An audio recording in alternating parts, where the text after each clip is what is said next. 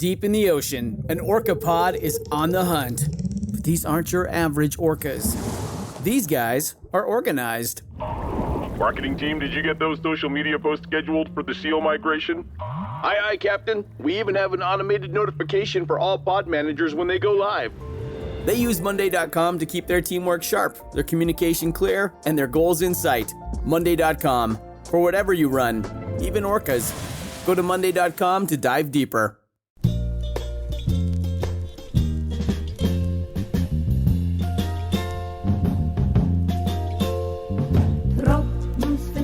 Auf mein Kopf. Hinter via Deckern muss es die kleine Fahrt im Top. Geht mir kein Sach mit, die Tropfen. Welcome to Kill Me Now with Judy Gold. I am your host, Judy Gold. And this week we have part one of my interview with Vanessa Rubio, who plays Carmen Diaz on Cobra Kai. And she's also a New Jersey native, like yours truly. I hope you enjoy. I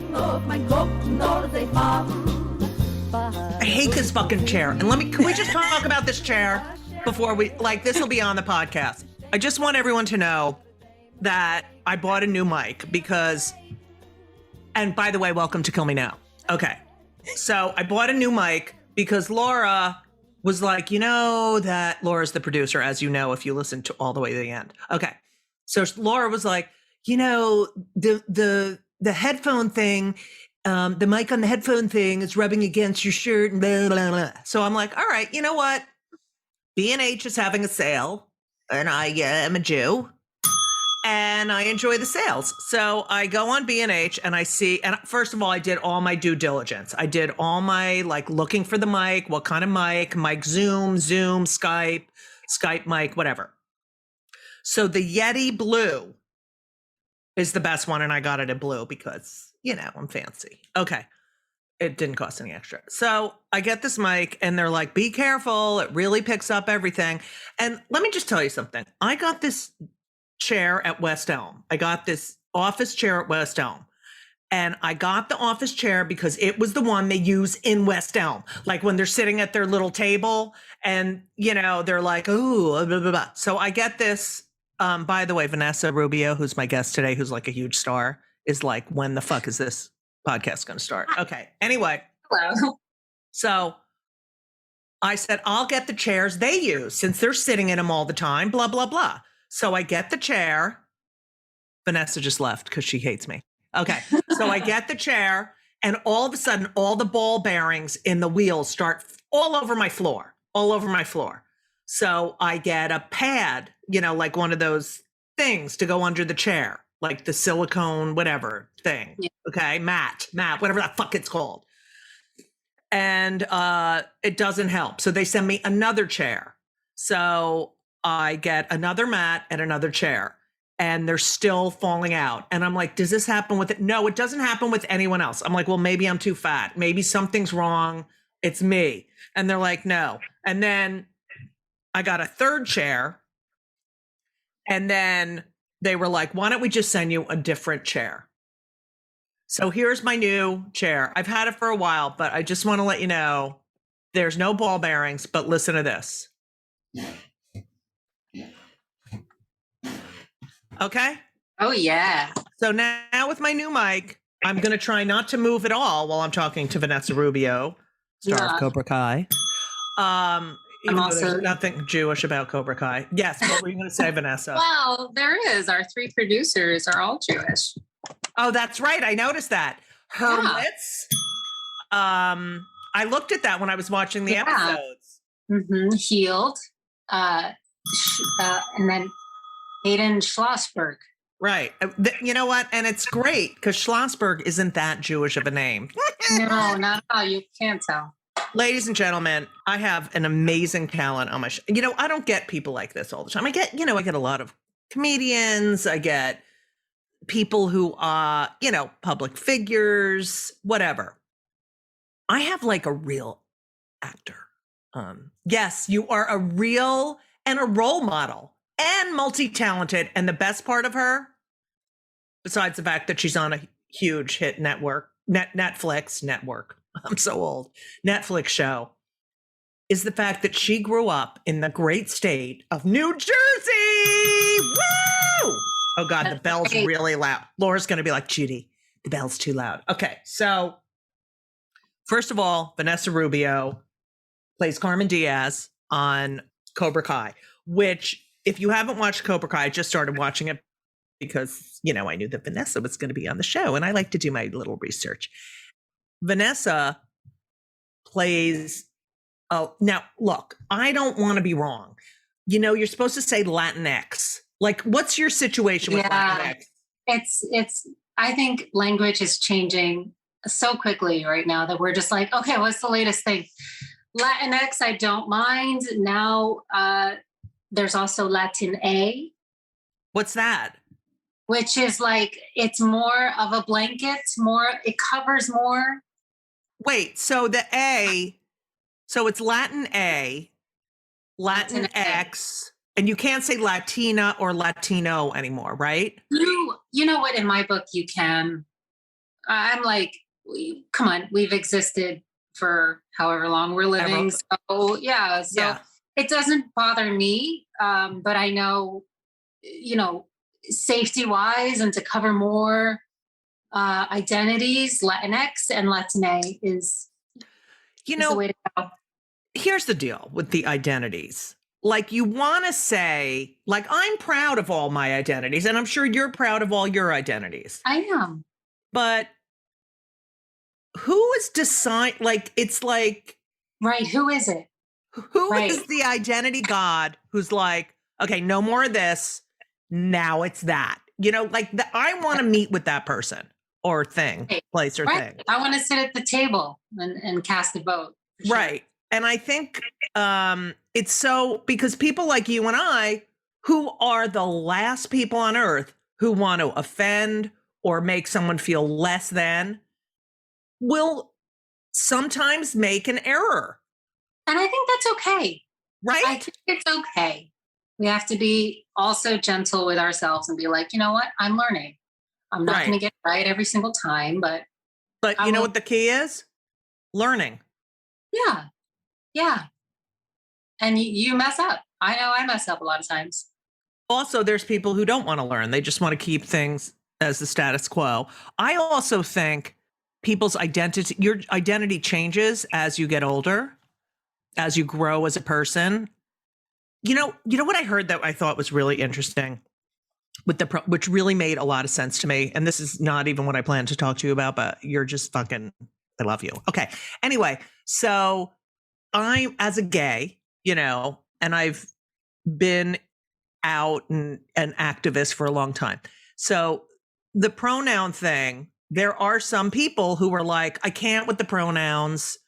And I do complain sometimes, with the pronouns, because I feel like, there's so many big fights, and it's a big fight, but it's I don't know. I think people of my generation think, okay, just give us time. We had to deal with the AIDS crisis. We had to deal with marriage equality. We're still dealing with a lot of inequalities regarding LGBTQ plus people, and they get annoyed with the pronouns. But here's what kind of changed my mind. I heard someone say, and when I figure out who it is, and I remember who it is, I think it was on Tweetar, not my favorite, but someone said, like, when a straight person gets married and they change their name, everyone's all game for that. Right? That's so funny. It's right? so true. Yeah, that's so true. I don't want to lose my last name. No, you can't. You have a perfect last name. You have a perfect Rubio. I'm keeping it. Are you related to Marco Rubio? No. Thank God. I can't stand that motherfucker. I know. I wish I had a bell to ding. No. Yeah, right. Ugh. Okay. So Vanessa Rubio plays Carmen Diaz on Cobra Kai on Netflix. I want to talk about you growing up. I did as much. I really worked on this one. You can ask Laura. I was like, help, and no one could help me. But this is what I know. I know you have a brother, Nick. Yeah. Right? A sister, Diana. Correct. Yes.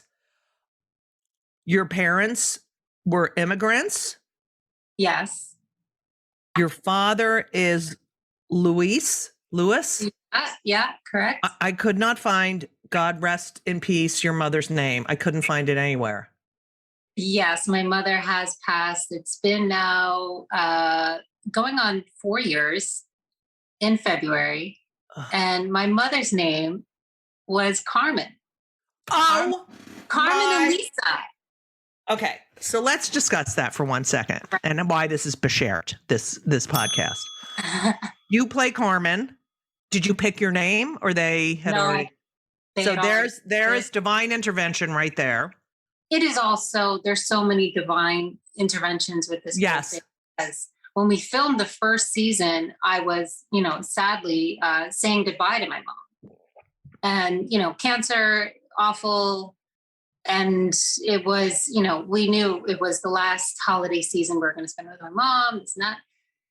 And so, we go into Cobra Kai in October, first season. Nobody's knowing what to expect. This is going to be, a hit or a miss. Right. You never know. People never know. Everyone listening, you don't realize when you get booked on a show, a pilot where everyone's like, oh, this is going to go. Like there's all this positive, always positive. Everyone thinks it's going to go or they wouldn't make it. It could be William Shakespeare could pitch a show right now to Netflix and they'd be like, this sucks. I'm not kidding. Right? Totally. Absolutely. Okay. So we're taking a chance. And that first season that I filmed, I really was hanging by a thread emotionally, just kind of, okay, let me go in and do the work and zip right back out. And then my mother passed on and evolved in February of 2018. And of course, I'm like in a black hole, pulled up Brooklyn, not wanting to get up out of bed. And then the show premieres in around April of that year. And it's amazing. It's wonderful. And you're right. I am playing a character that has the first name of my mother. And the middle name of my lover. I noticed that. There goes the chair. Yeah. I said, oh, Lisa. And I love the name. So yeah, there's a lot of divine intervention and I hold her with me. Absolutely. With this character. I say for myself, this character is kind of like the child that she and I would have had. Like it's like 3/4 my mom and a quarter me. Right. So you're co-parenting with your mother. Yeah. And this imaginary character. Yeah. That's so interesting because that you bring that up is because when my mother died in 2015, I had just started this podcast and I went to visit her. And then I had to do an episode of Search Party, which is a show. And then she died the next day. And it's so, but the work, you're right. Like there is so much, I don't know what to believe, but she is there. There's signs, there's things that happen. And you're like, what the fuck is this? And so when you were talking about that, I was thinking, wow, you just started the show. I had just started this podcast, which she is on the first couple of episodes. I called her, but also that idea that, work is just so helpful. And the fact that you have created this character that is in so many ways, she is a mother, but she's your mother, and that's what's so beautiful about it.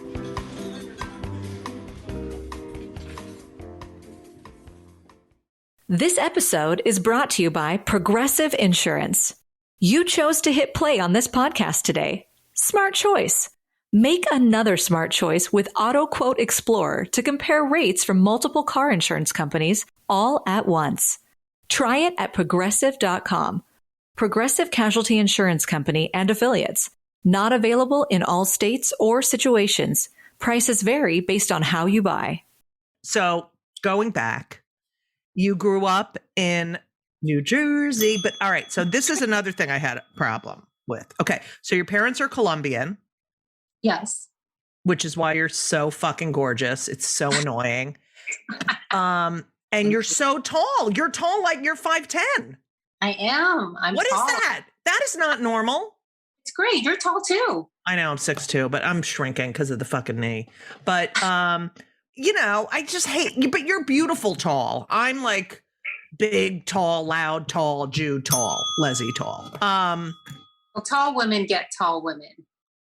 Yeah, absolutely. Like we're able to talk to each other, and you know what? It's so basic too. Like I'm just grateful to audibly hear somebody on the same level. I have a lot of short friends. Oh my God. I hear you. Speak up. How many times are you at a party and you're like, what? Like, what? And it's so awful. And I was just talking about this with Carmen Lynch, who she's not Jewish, but whatever. She's Spanish. But anyway, Carmen Lynch is really tall like me, and she's a comedian. And we were talking, and it's like, here's the thing. And I don't know if this happened to you growing up. Did you grow up in South Jersey? That's what I kind of figured out. No. It's all right. I grew up in Northern Jersey in Bergen County. Where? What? In a town called Lodi. I know Lodi. I went to Rutgers. I'm a total New Jersey person. Okay. Why did I think you grew up down by Philly? Well, I did. My parents did live there briefly. Okay. Everyone see, I do my research. Yeah. Whenever I'm doing my credit report, you ask me. Yeah, that's right. Which address? I have something on my credit report that is, I have no idea who it is. But apparently I know the answer now, but I don't know this person. I just don't know the address, but I know that it's on every time. So I go, yeah, that, whatever. Okay. So you grew up in the 80s. You grew up in Lodi. Were there a lot of immigrants in Lodi? Because as a New Jersey person, each city has its own little personality in New Jersey. Totally. I feel like Lodi was a bit of everything at that point, but it was mostly Italian. Mostly Italian Americans, a lot of Lodi pizza, a lot of the pizzerias. Yeah. Yeah. There certainly was. And I had a lot of Italian friends growing up in that area. Lodi, Garfield. Yep. Yeah. Those little, bakeries with the Italian cookies. The Italian cookies. Oh my God. And what are they? Cannellini? What are those? Those things that in the inside is the cheese. Cannolis. But cannellini's something too. Okay. So you had an older brother. Is your sister older than you? She is. I'm the youngest of three. That's right. Same as me. Mm-hmm. And you watched a lot of TV growing up. Now, first of all, you're 5'10", you're gorgeous, you're Colombian, you're in New Jersey. What was school like for you? Were you popular? Were you? No, I was a bit of I was like, no, not necessarily popular. I was kind of like an art nerd. Really? Leave me alone. I'm going to doodle in my notebook and have one or two close friends and I'm set. And you were fine with that?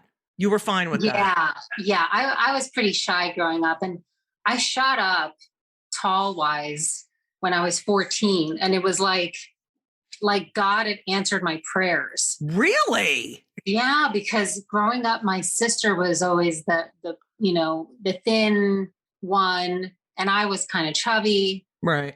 And I remember just going into the bathroom and being praying to God, please, something on my behalf. This can't go on. Right.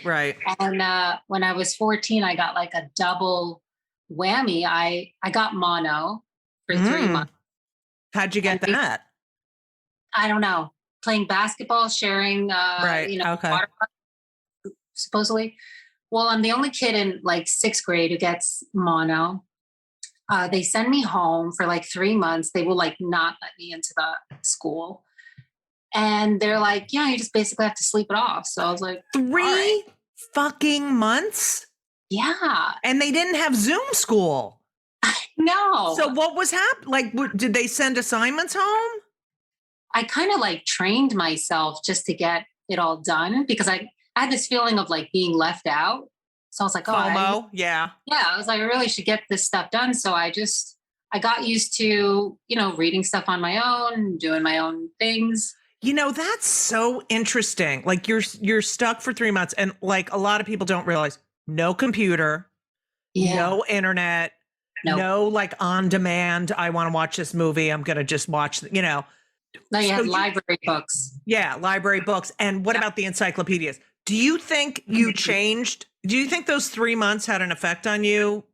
Because I feel like Zoom, like all this shit that's going on with the pandemic, these kids are it's definitely having an effect on them socially and stuff. But you probably, I'm sure it had an effect on you, but you probably learned a lot during those 3 months. Yeah, totally. I kind of learned to teach myself. Right. And that I wasn't so bad at it. Right. I know, because you're in a classroom and you're like, well, that one got 100 and, doesn't have to think about it, but they have no fucking personality. Like, that's the thing you don't, right? You go, okay, they're really smart, but they are totally cannot, do anything else but schoolwork, Yeah. And it did teach me a lot. And it kind of almost let me see that you don't have to be in a classroom. Like, you don't have to do those things. Right. I was okay, learning it on my own. And you still learned it.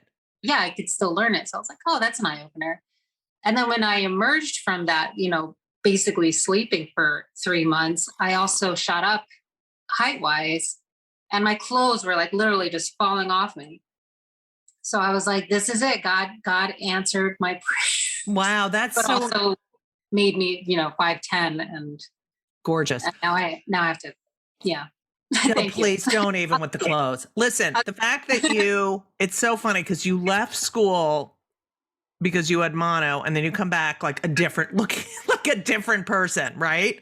Which was like so Jewy, because when the Jewish girls were like the summer between like junior and senior year, they would go get nose jobs, that last summer, and they'd come back like, or like they got their boobs reduced or whatever they had to fucking have done, but they would always get it done right before their senior year, and they'd come back and be like, oh my God, what's different about you? Not me, not with my parents. Okay. So, your mother used to take you to your brother's swim meets and karate lessons. Yeah. Mm-hmm. So is it in a Colombian family? Is it equivalent to the Jewish family where the son is the Lord Jesus Christ, savior of all people? Could be. I mean, dependent. Each family's different, right? I feel like I grew up in a very immigrant mentality family, where my parents, especially my mother, was very like, you must, become a doctor or an engineer and this sort of thing. And so I feel like I'm really grateful to be the third born, because I feel like my brother and my sister really broke my parents in. Right. And by the time it came to me, they were like, oh, do whatever. Like, we're soft now, Yeah, we have no control over her. I read that, you did like watching TV. I really find this to be so important that you're in New Jersey, you're a kid growing up, you're watching TV. What kind of Latin representation? Like, who were your, I'm going to be like her, or, I'm going to go. Not a lot. And, it's so funny. You don't even realize it when you are growing up because you're so young. You're just like, whatever. I mean, we had a period of time where we had cable, and then my mother took it away, and she was like, no, it's not. My mother was pretty strict on what we saw, which I really respect. Looking back, good for her. Yeah. Go, Carmen. Yeah, totally. My mother was very, she was very astute in sort of guiding our little minds. So she took it away, and we complained so much, but there was basically not much to watch, and it would be like Channel 13, Mr. Rogers. PBS. Yeah. And then in the summers, I just remember, playing out in the pool, and then coming in and watching soap operas. So she got the cable, Right. And then what made her decide, no, my kids aren't watching this shit? I think we were getting too mouthy. Honestly. Wow. And then my brother was older and he was, forming himself. And she was just like, no, you're not going to. Wow. I love that. I love that. You loved the Karate Kid, and your father, I read that your father insisted that you watch the Karate Kid. No. I think that's maybe a miss. Okay, fuck. I read every interview. It's probably my brother. Your brother. My brother, okay. The Karate Kid a lot. I mean, I wouldn't have seen it, honestly, growing up if it wasn't for him and his real, love for the movie. He really loved it. Yeah. So many people love that movie. And I'm sure the whole immigrant part of that movie totally spoke to him. Absolutely. In a way, it's a very underdog spirit movie, and Daniel Russo, he's of a different ethnicity, somehow, and whether it's Italian or whatever, but he's darker skin, coming into a new environment. And oh God. And now looking back and when I first saw the movie, everybody was anti-Johnny, and right. Especially us were screw that blonde kid, Yeah. He's a bully. We hate him. And now it's so turned around, but never in a million years did I ever watch that movie.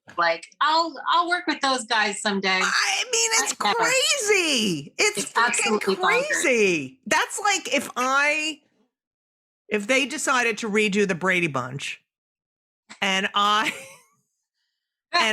was like, I don't know. I married Greg, which was my dream, even though I was a lesbian. I don't know why I loved Greg. I mean, I loved Marcia too, but whatever. Or I was, Greg's, business partner, whatever. It's so crazy. Okay. So growing up, so in high school, did you go to the prom? What were you involved in? I did go to the prom. I hate you. Who'd you go with? Well, I went to Catholic school. Right.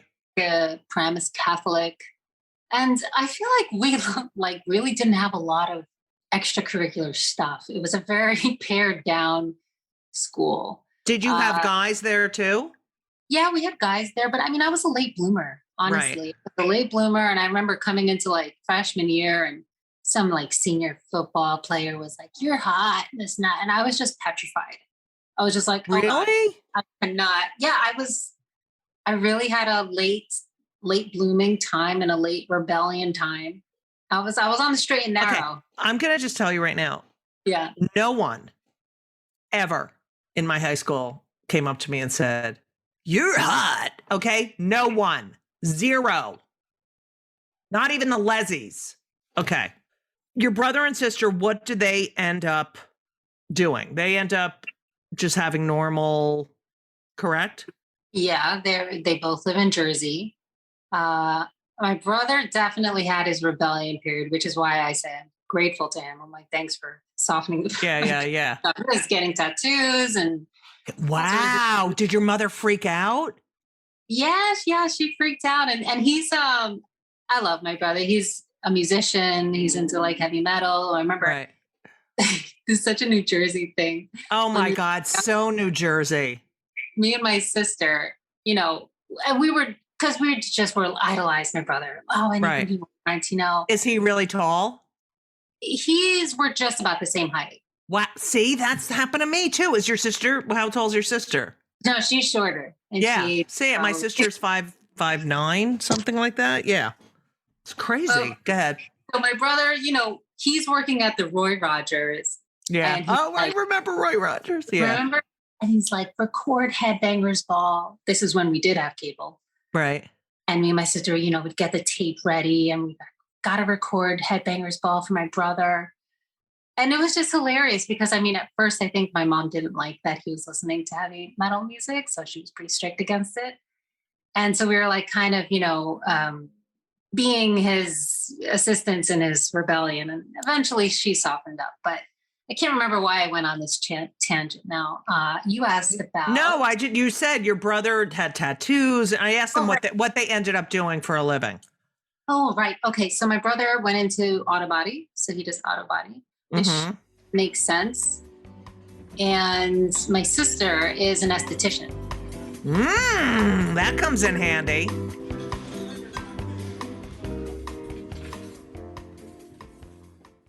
This week's episode of It's Judy's Show with Judy Gold is sponsored by BetterHelp. And if you know me, which I think you do because you're listening to my podcast right now, you know that I am a big advocate for therapy. I think it benefits everyone. I think there's so many people who need it, who don't partake. It is so important for your emotional health and well-being. Therapy is fantastic. It is in every stretch of the imagination. And if you're thinking of starting therapy, please do it. But please give BetterHelp a try. It is entirely online. It's designed to be convenient. It's flexible. It suits your schedule. You fill out a brief questionnaire to get matched with a licensed therapist, and you can switch therapists anytime for no additional charge. I have switched therapists in my life. I've had many, many therapists, and sometimes it's not a great fit for you, but don't give up. Therapy is beneficial. You can learn about yourself, you can process, and just be emotionally healthy. I'm telling you, do it. BetterHelp is great because, when I used to schlep to my therapist's office, it was so annoying. You have to do it, and you sit there and you wait, and then I'm telling you, doing it online is fantastic. And BetterHelp is amazing. I know a lot of people who've used it. So if you're thinking about therapy, go to BetterHelp.com. Let the gratitude flow. This is Gratitude Month, people. So you need to let the gratitude flow with BetterHelp. Visit BetterHelp.com/JudyGold, JudyGold, today, and you will get 10% off your first month. That's BetterHelp, HELP.com/JudyGold. You're welcome. So you graduate high school. What happens? How do you get into this business? Oh God, what a circuitous route I took. Listen, like I said, I'm a late bloomer. I was pretty shy, but I'm a natural storyteller. I write, I create characters, I draw.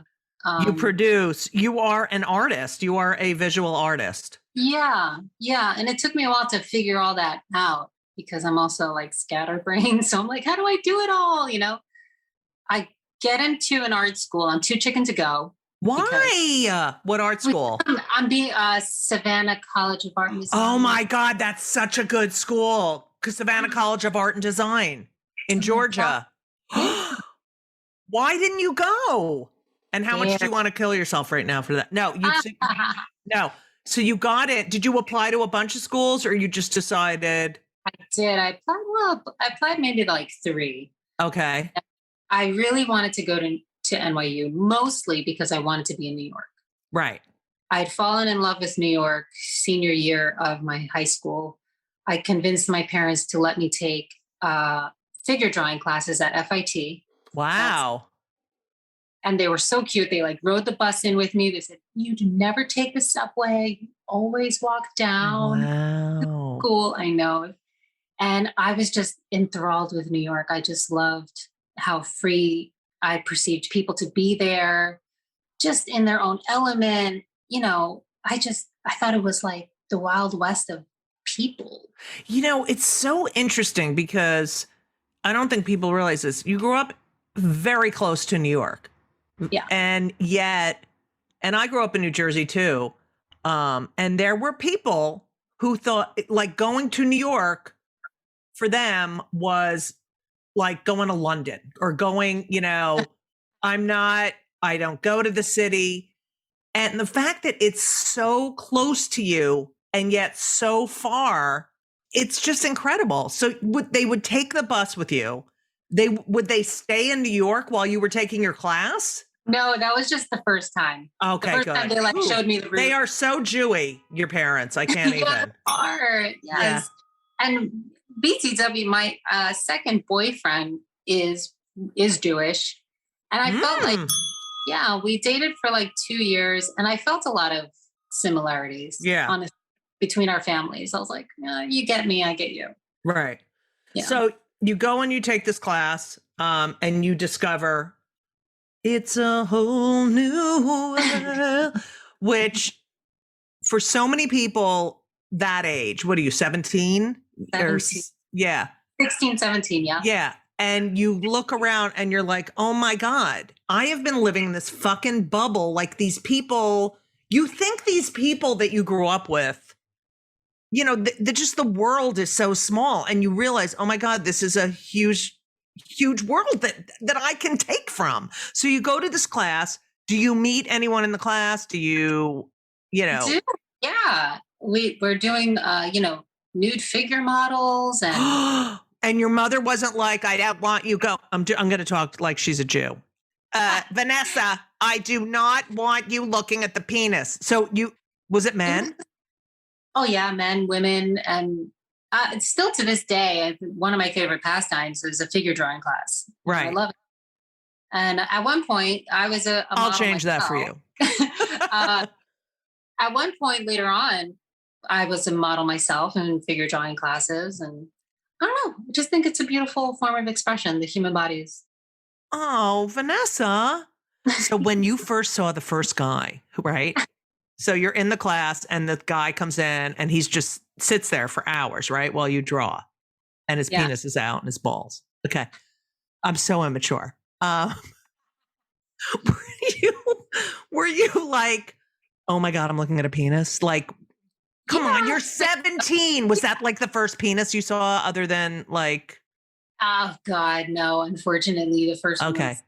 I was sleeping over a friend's house and she's like, do you want to see one of my dad's videos? And I was like, and she just like pops in. Wait, you're her father? Oh, I thought you meant her father was in the video. No, she put in a porno video? Yes. And that was my first time seeing one. And I was like, holy cow. Like, right. You know, you're just like, what is that? But yeah, that was funny. Hey, Lauren. Hey, Lauren. Yeah. So I love that your friend Lauren had fucking porno videos. You know, let me tell you something. I saw the penis and I was like, hey, no, not going near me. But here's the thing.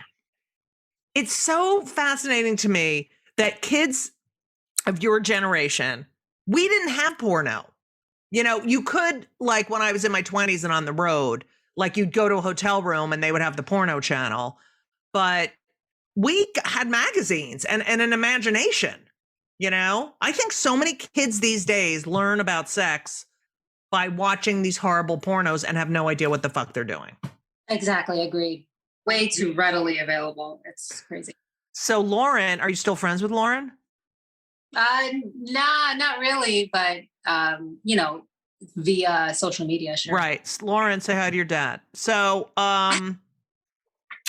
so Lauren, all right, so you're in this class and there's a guy with his hairy balls hanging out and nothing? Like, cause were you the youngest person in the class?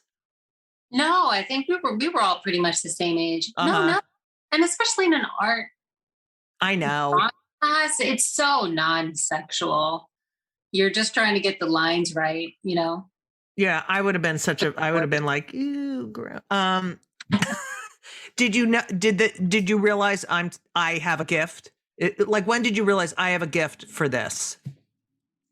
Pretty early on. I remember I was drawing, you know, just in my pastime as a kid. And I looked at it and I was like, oh, that's pretty good. And I do remember, and my mom had told me later on, we had like an assignment going into kindergarten or pre-K kindergarten, I think it was. And they were like, draw this or, you know, put in a drawing. And I remember racking my brain around, like I couldn't draw a stick figure. Like I was like, that's not how people look. So I was like trying to make an arm and make this. And finally, you know, I put my drawing in, I think it was like of a horse. And the teacher like talked to my mom and she was like, this is like exceptionally good. Like it's really good. Wow. Yeah. And I was like, but she didn't tell me at that time. She told me later. I was like, yeah, it would have been nice. Ma, you could have told me, and then I would have been like, I know it's a gift. It's not something there's so many people I know who are like taking art classes, but I feel like it's the same with stand-up comedy. Like you can't learn to be funny, you know? Yeah. I don't think you can learn to be a great actor too. I think you can learn skills, but I think you either have that or you don't. Okay. There's like a spark. There's a spark that's ignited. Right. In you. Yeah. Right. So you get these acceptance letters for college sitting on your kitchen table. I'm just making a scenario. Okay. You're with your parents, you're with Carmen and Luis, and you're sitting at the kitchen table, and what happens? And I'm like, I have to go to NYU.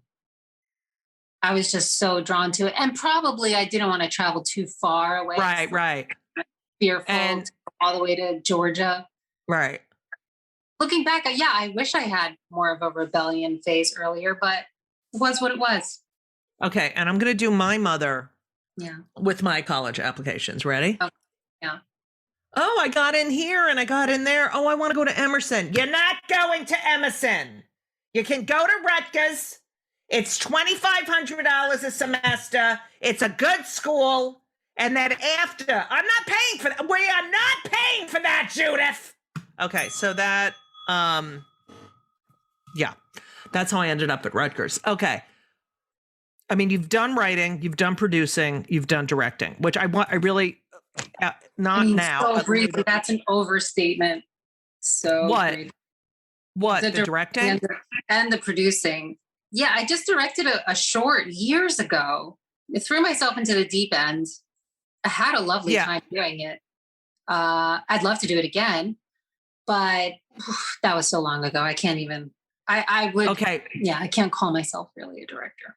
Okay, but can you explain to people, I mean, I don't think people realize what goes into directing something. It's like I don't think people realize what goes into conducting an orchestra, that you know every instrument and exactly what they're playing, and you can hear every instrument and you can tell when someone makes a mistake or their tempo, like all of them. The fact that you would direct a short with, have the confidence to do that scares the fucking shit out of me. It's like beginner's mind, right? You just go into it not knowing so much better. Don't you want to go back? Like, I want to go back to where I was like, you know what? I'm going to be a star and no one's going to stop me. And I don't care what anyone said, like that whole, like, you totally. Don't. Right. You need some of that naivete, that not knowing your limits-ness to go for something big. And, I don't care who you are. Blah, blah, blah, blah. And it's like, they tear you the fuck down until you're like, I know I'm a piece of shit. Can you please hire? Like, that's exactly what this business is. I know. It's so thorny and grimy and fucking weird. It's weird.